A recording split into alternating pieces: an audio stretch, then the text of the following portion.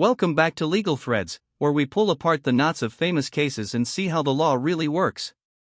Today's case takes us to rural Iowa in the late 1960s, where a frustrated couple tried to protect their abandoned farmhouse in a way that would land them in the Iowa Supreme Court. The case is Katko v. Briney, decided in 1971, and it asks a simple but profound question: how far can you go to protect your property from trespassers? Here's the story. Bertha Briney inherited farmland with an old, unoccupied house. For over a decade, the place was a magnet for vandals and trespassers, windows smashed, items stolen, the property left in disarray. The Brineys tried everything, boarding up windows, putting up no trespassing signs, but nothing seemed to work. Finally, Edward Briney decided he'd had enough. He rigged a 20-gauge shotgun inside the house.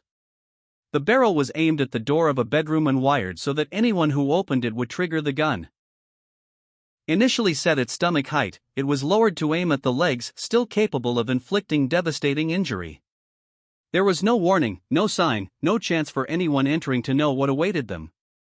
Enter Marvin Katko, a local man who, along with a friend, broke into the farmhouse one night to take old jars and bottles.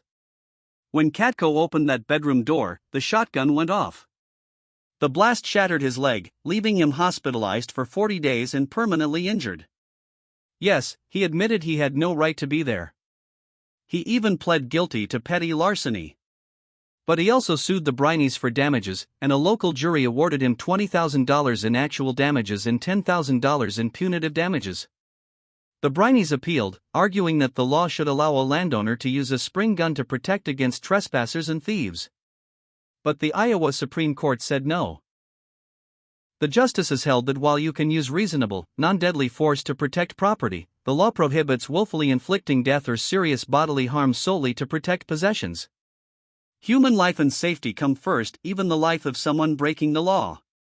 The court emphasized that if we allowed landowners to set man-killing devices to guard against petty theft, we'd be endorsing punishments completely out of proportion to the crime. In other words, the Brineys' frustration was understandable, but their method was unlawful.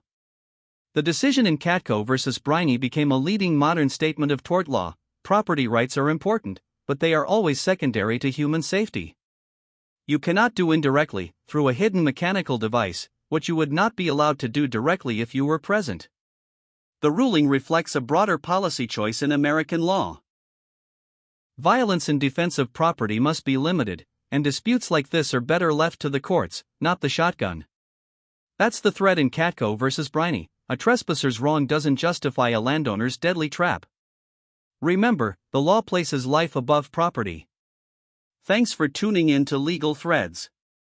If you're enjoying these deep dives into the cases that shape our legal system, remember to like and subscribe for more episodes.